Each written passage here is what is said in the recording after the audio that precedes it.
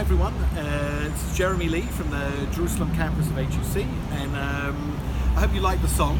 Actually, what we're going to do over the next little period of time is I'm going to pop up at a few locations which are really no more than a backdrop to sort of teaching this lesson, which I would like to be able to do in person, but I can't be there with you. So we're doing a little bit from a distance.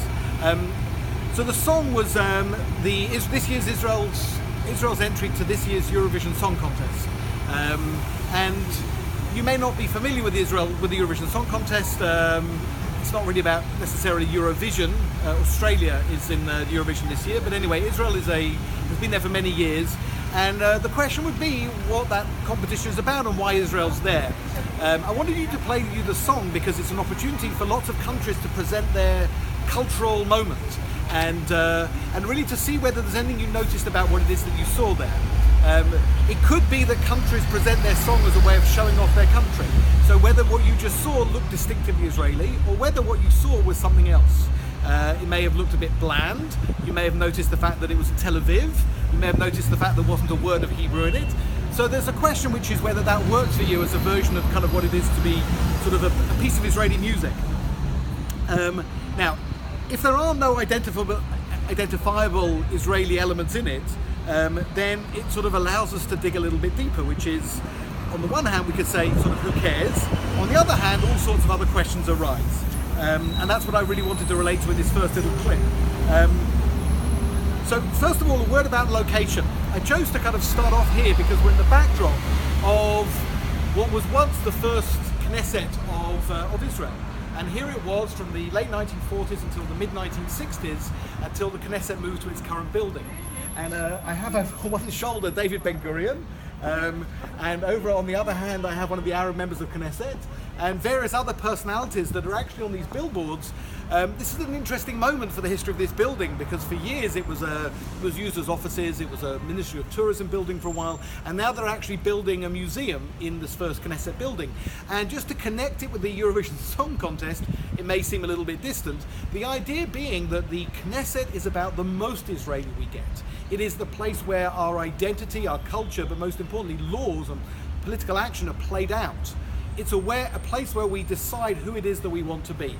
So on the one hand, we could use the backdrop to say this is where we had, I don't know, the debate about reparations from Germany in the 1960s, or we could say this is the backdrop of the place where Israel first discussed what it meant to be Israeli and how it enacted that, what the first education system looked like, or what the budget was for culture, or what the decisions were about the linguistic policy of the country, and so on and so forth.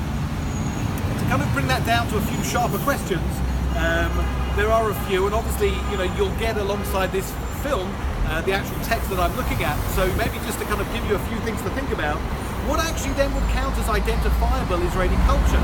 Is it just language? Is it mannerisms? Is it the origins of the places that people are? The idea that culture is the thing that we use to express who we are. What actually do we expect when we sort of talk about Israeli culture? And you could therefore argue, is there an element of construction here? Israeli culture something which is constructed, or is it something which is organic and natural and flows on its own? And in the context of our work, which in a way is the most important one, it's a way of saying, is the Israeli culture that we know exists, is that foreign for the people that you work with? When people engage with this Israel, is it an Israel that they actually can recognize? And if it's an Israel that they can't recognize, then does it make Israel engagement that much harder? If you want me to put that into a slightly easier, maybe sort of sharper question, then let me put it like this. When we talk about Israel engagement, culturally speaking, which Israel do you feel that you're actually engaging with? And secondly, does it have a look? Does it have a feel? Are there boundaries to that version of Israeli culture? And lastly, what value does it have to show it to diaspora Jews if they only see it as being foreign, when our purpose is to make them not feel foreign, quite the opposite, but to make them feel at home? So pick up the texts. If you want to put the Eurovision Song Contest in the background, feel free, but just to chew over at least a few of those, because they're the introductory questions, and then when you're ready, move to the next piece.